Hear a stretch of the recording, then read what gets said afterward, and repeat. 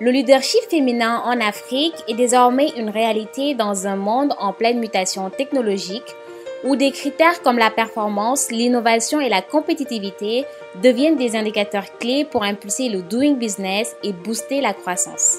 Hello à toi, j'espère que tu vas bien. Aujourd'hui dans cette vidéo, nous irons à la rencontre de Armande Marie-Louise Lo, entrepreneur avertie en agriculture et agroalimentaire. Je vous laisse découvrir ce portrait très inspirant. Alors, bonsoir, je m'appelle Armande Marie-Louise Lo. Je suis la fondatrice de Mandabio. Je suis diplômée en gestion des entreprises et des administrations, en gestion de projets, en agroalimentaire et en agroécologie. Et Mandabio est aujourd'hui une entreprise qui existe depuis 2018. Elle est spécialisée dans la production de fruits et légumes bio, locaux et de saison, sans pesticides chimiques, mais également à la transformation de fruits et feuilles locales à forte valeur nutritive en jus de fruits. Donc Mandabio aujourd'hui est implanté dans la région de Thiès, plus précisément dans la localité de Nguyen, sur la route de Ndofane. C'est là-bas que nous exploitons près de 2 hectares de terre et nous collaborons également avec des producteurs sous forme de coopérative pour la production du fruit de dragon, par exemple, ici au Sénégal. Alors, nos produits s'adressent essentiellement à une clientèle avertie, je dirais. Une clientèle qui est soucieuse de ce qu'elle consomme, de la traçabilité des produits, de leur provenance également. Une clientèle qui comprend le fait que le produit ne soit pas disponible toute l'année. Une clientèle qui comprend et qui est éduquée également par nous, parce que nous l'imposons depuis nos débuts. Nous essayons de faire comprendre aux clients que chaque fruit, chaque légume a sa période. Et il faudrait vraiment s'éduquer à respecter cette période-là pour ne pas déjà entrer dans la monoculture ou gâter le cycle des saisons, ce qui est vraiment important lorsqu'on fait de l'agroécologie, de la permaculture. C'est également une clientèle assez aisée qui fait attention à ce qu'elle consomme et qui est prêt à mettre le prix dessus. Également, c'est notre principale cible, mais nous ne sommes pas fermés, je dirais. Nous avons de bons rapports qualité-prix. Ça dépend vraiment des variétés, des produits, de leur nature. Nous essayons de toucher de manière globale toute la population sénégalaise, mais de manière plus précise ce type de client-là qui est vraiment soucieux et qui est déjà conscient. Donc là, nous, on gagne parce qu'on n'a pas forcément besoin de faire une grosse sensibilisation. Et le client est tout de suite intéressé. Dès qu'il vient, il comprend déjà le modèle et il achète.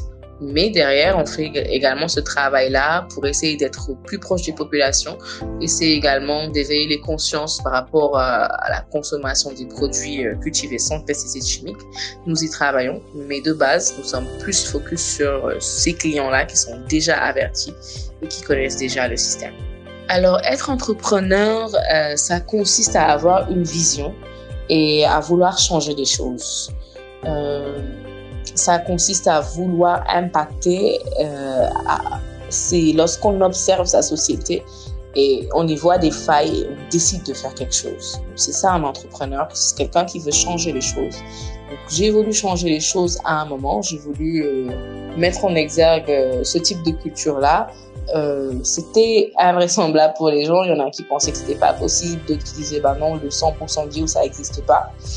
Et j'ai voulu changer les choses en imposant cela. Être entrepreneur également, c'est créer des emplois.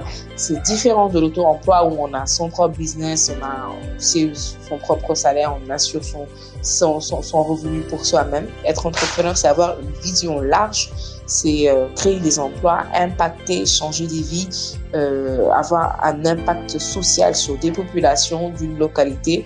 Et voilà, c'est ça être entrepreneur. Je n'avais pas une formation agricole du tout, aucune expérience. J'ai plutôt fait gestion des entreprises. Mais quand j'ai voulu lancer l'activité, me suis surprise à chercher vraiment une formation sur ça pour maîtriser à 100% le secteur. Donc, c'était vraiment sur le terrain. La formation que j'ai trouvée, c'était une formation qui consistait à faire carrément l'agriculture, aller au champ tous les jours, travailler, savoir comment ça se passe, semer, récolter, bêcher, double bêcher. Donc vraiment, j'ai appris sur le terrain, appris avec les réalités du terrain. Et c'est ça qui a fait qu'aujourd'hui, l'entreprise maîtrise beaucoup ce secteur-là. La plus grande appréhension, c'était est-ce que je vais y arriver? Est-ce que je vais pas me lasser? Est-ce que c'est peut-être juste une envie du moment et peut-être qu'après ça va passer? Et au fur et à mesure que j'avançais, je me rendais compte que ça devenait encore plus important, que la vision était toujours là et elle grandissait également, et des ambitions aussi, que je voulais faire beaucoup de choses, accomplir beaucoup de choses au travers de ce projet-là, créer beaucoup de produits. Et donc j'ai vraiment pris note pour ne pas oublier. Et des fois, quand je me sens encore blasée ou quand je me sens bloquée, ça arrive à tous les entrepreneurs, on a l'impression qu'on n'avance pas. Donc j'ouvre les notes et je vois, ou bien mon business model Canva, et ça me redonne la carte d'identité de l'entreprise, là où on veut aller et ce qui nous définit. Et voilà, on recharge les batteries et on continue à travailler. Mais les premières appréhensions, c'était vraiment est-ce que je vais y arriver? Est-ce que je vais pas me lasser? Alors, avec le recul, je pense que je n'aurais rien fait différemment. Parce qu'avec le recul, si j'avais fait certains bons choix, j'aurais pas eu certaines expériences. C'est souvent en entrepreneuriat, lorsqu'on échoue en certaines activités ou lorsqu'on n'arrive pas à relever certains défis, c'est là qu'on apprend beaucoup. Et forcément, on fait pas les mêmes erreurs. Donc, je pense que je n'aurais quasiment rien changé. Parce que sinon, le degré de maturité ne serait pas là actuellement. Et la prudence qu'on a lorsqu'on entame certains sous-projets dans l'entreprise, on ne l'a pas. Donc, c'est bien au début de faire plusieurs échecs et de se relever par rapport à ça et de grandir au fur et à mesure. Alors, l'entreprise se démarque vraiment de la concurrence parce qu'on est sur des produits de très forte qualité. On le dit, c'est pas parce qu'on est hautain ou pas, mais vraiment nous-mêmes on le sait.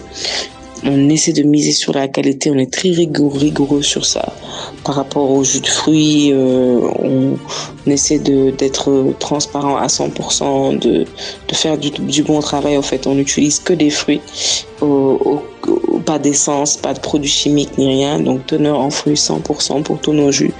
Et on essaie de rendre le produit agréable au maximum et appréciable auprès du client. Donc vraiment, je pense que c'est la qualité qui nous différencie du concurrent, et notre rapport qualité-prix aussi, et notre service après-vente. Aujourd'hui, un client non satisfait se voit toujours rembourser ses produits, ou vraiment on est à l'écoute du client lorsqu'il n'est pas satisfait. On lui explique pourquoi est-ce que les choses ne sont pas passées comme il voulait. Aujourd'hui, si vous avez des fruits que vous avez reçus et qui sont pas à votre guise, on vous les change tout simplement, on vous les remplace. Donc, on est très, très méticuleux sur ça. Lorsqu'un client nous fait un retour, on réagit du tic au tac, et je pense que ça, c'est peut-être un avantage par rapport à la concurrence. Alors, ce que je conseillerais à tous ceux qui veulent se lancer dans l'entrepreneuriat, c'est vrai, l'entrepreneuriat est très en vogue, tout le monde veut se lancer, tout le monde veut être son propre patron, tout le monde veut diriger ses équipes, avoir son entreprise. Ce que je rappelle à toutes ces personnes-là, c'est que à la base, l'entrepreneuriat, c'est pour changer les choses. C'est ce que je disais au début, c'est avoir une vision de changer les choses, de faire avancer les choses. Il faut pas confondre entrepreneuriat et auto-emploi, où tout est focus sur vous-même, où l'ensemble des revenus ne revient qu'à vous. Lorsqu'on est entrepreneur, on crée des emplois, on veut tirer les gens vers le haut, on voit sa communauté, on voit sa société, on voit des failles, et ce sont ces failles-là qui nous inspirent à créer des entreprises qui vont changer les choses. Donc entreprendre d'abord, c'est impacter dans sa société, sa localité. Si toutefois on fait une activité et que les gens autour ne sont pas touchés, les emplois ne sont pas créés. Ce n'est pas de l'entrepreneuriat. Également, pour ceux qui veulent se lancer, sachez que vous allez devoir bosser beaucoup plus.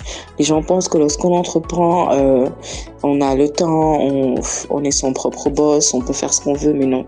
Lorsqu'on entreprend, on bosse encore plus que les autres. On motive les équipes qui sont pas souvent au taquet. On porte plusieurs casquettes. On est en même temps le commercial, en même temps le comptable, en même temps le directeur financier, surtout au début.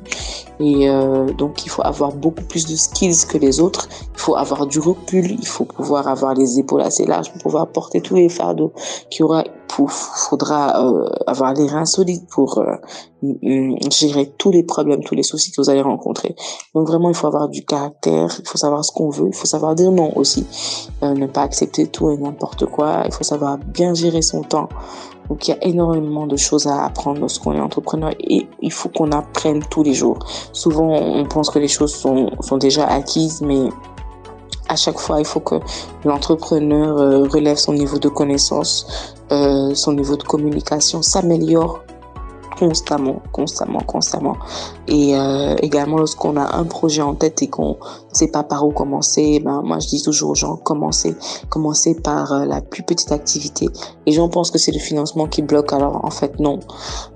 Voyez, si vous avez un projet qui vous tient à cœur, vous savez pas par où commencer, ou vous donnez l'excuse du fait de pas avoir assez de financement pour commencer, vous l'aurez.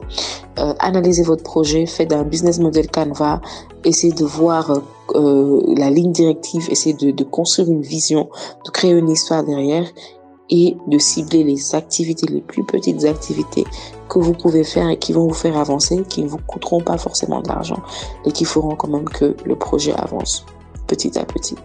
Donc c'est vraiment ce que j'ai à dire à toutes ces personnes-là qui veulent se lancer. Merci Armande pour ce partage d'expérience. J'espère que cela motivera certains à se lancer et d'autres à réfléchir plus sur leur projet. Ne bloquez surtout pas sur le financement et ayez simplement le courage de vous lancer et d'avoir un impact sur votre société. J'espère que cette vidéo vous aura plu. Mettez-nous en commentaire vos avis et on se dit à la prochaine. D'ici là, prenez bien soin de vous.